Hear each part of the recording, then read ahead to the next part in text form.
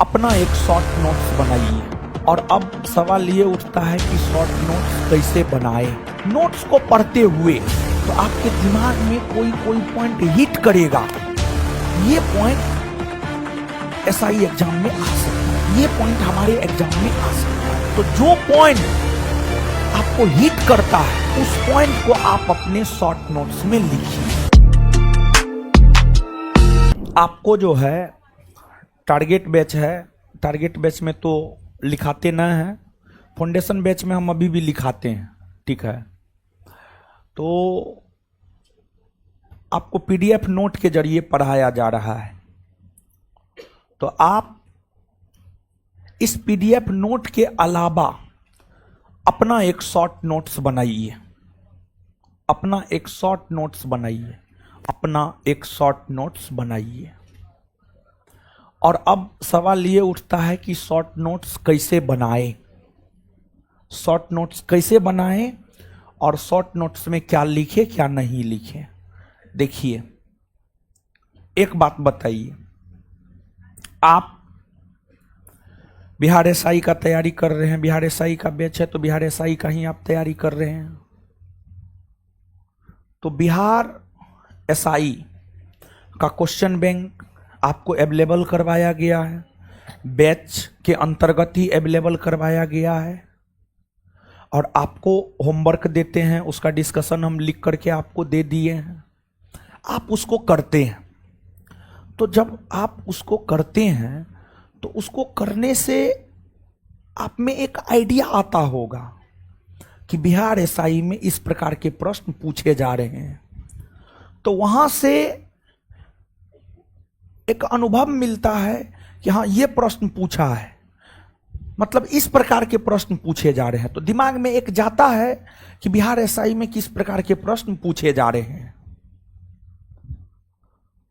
वो चीज अगर आपके दिमाग में रहता है और आप नोट्स पढ़ते हैं, नोट्स को पढ़ते हुए अगर क्वेश्चन बैंक आपके दिमाग में है और आप नोट्स पढ़ रहे हैं तो आपके दिमाग में कोई पॉइंट हिट करेगा। ये पॉइंट एसआई एग्जाम में आ सकता है, ये पॉइंट हमारे एग्जाम में आ सकता है। तो जो पॉइंट आपको हिट करता है कि ये हमारे एग्जाम में आ सकता है, उस पॉइंट को आप अपने शॉर्ट नोट्स में लिखिए। दूसरा, एक तो उस चीज को अपने शॉर्ट नोट्स में लिखिए। दूसरा, आपको जैसे हम टॉपिक पढ़ाए सविनय अवज्ञा आंदोलन, आप पूरा नोट से सविनय अवज्ञा आंदोलन पढ़ लिए। नोट्स में सविनय अवज्ञा आंदोलन से संबंधित 50 गो बात है, 50 गो फैक्ट है। अब उस 50 फैक्ट में से 30, 35, 40 फैक्ट तो आपको याद होना चाहिए, क्योंकि लेक्चर से समझाए हैं, याद करवाए हैं, आप पढ़ते भी हैं। तो अब सविनय अवज्ञा आंदोलन के 50 फैक्ट में से मान लिया जाए कि 35 फैक्ट आपको याद है, तो जो 15 फैक्ट आपको याद ना है उसको आप अपने शॉर्ट नोट्स में लिखिए, उसको आप अपने शॉर्ट नोट्स में लिखिए। फिर तीसरा, आप जो टेस्ट देते हैं, आप जो टेस्ट देते हैं, आप जो टेस्ट देते हैं, टेस्ट चाहे 50 क्वेश्चन वाला आप टेस्ट देते हो या 100 क्वेश्चन वाला आप टेस्ट देते हो, उस क्वेश्चन में कुछ कुछ नया चीज देते हैं। जैसे सविनय अवज्ञा आंदोलन से रिलेटेड ही जो चीज आपके नोट में नहीं है उसको क्वेश्चन में दे देते हैं, टेस्ट के क्वेश्चन में दे देते हैं। तो अब टेस्ट अगर आप देते हैं, सविनय अवज्ञा आंदोलन से संबंधित कोई नया चीज अगर आपको टेस्ट से मिला और वो चीज आपको याद नहीं है, वो आपके लिए नया है, तो उसको आप अपने शॉर्ट नोट्स में लिख लीजिए। तो शॉर्ट नोट्स में यही सब बात लिखा जाता है, शॉर्ट नोट्स ऐसे ही बनाया जाता है। आपको लगता होगा ना कि क्या शॉर्ट नोट्स बनाए, शॉर्ट नोट्स में क्या लिखे। शॉर्ट नोट्स बनाने का यही तरीका है और शॉर्ट नोट्स में यही सब लिखना है। अब शॉर्ट नोट्स में ही नहीं सविनय अवज्ञा आंदोलन के 50 फैक्ट को लिख दिए, तब वो शॉर्ट नोट्स रहा कहां? तब वो शॉर्ट नोट्स नहीं रहा। और एग्जाम के लास्ट टाइम में देखिए, ये शॉर्ट नोट्स आपको काम कब करेगा पता है? एग्जाम के लास्ट टाइम में। लास्ट टाइम में क्या होता है आप समझिएगा, लास्ट टाइम में क्या होता है।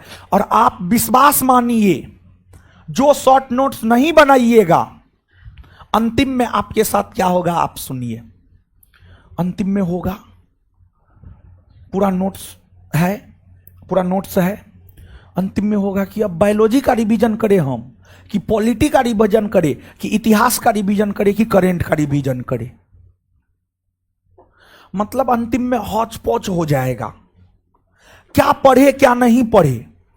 पॉलिटी पढ़िएगा तो मन करेगा करेंट पढ़ने का, करेंट पढ़िएगा तो मन करेगा बायोलॉजी पढ़ने का, बायोलॉजी पढ़िएगा तो मन करेगा इकोनॉमिक्स पढ़ने का। तो अगर आप यह चाहते हैं कि परीक्षा के लास्ट दिनों में इस समस्या से बचे,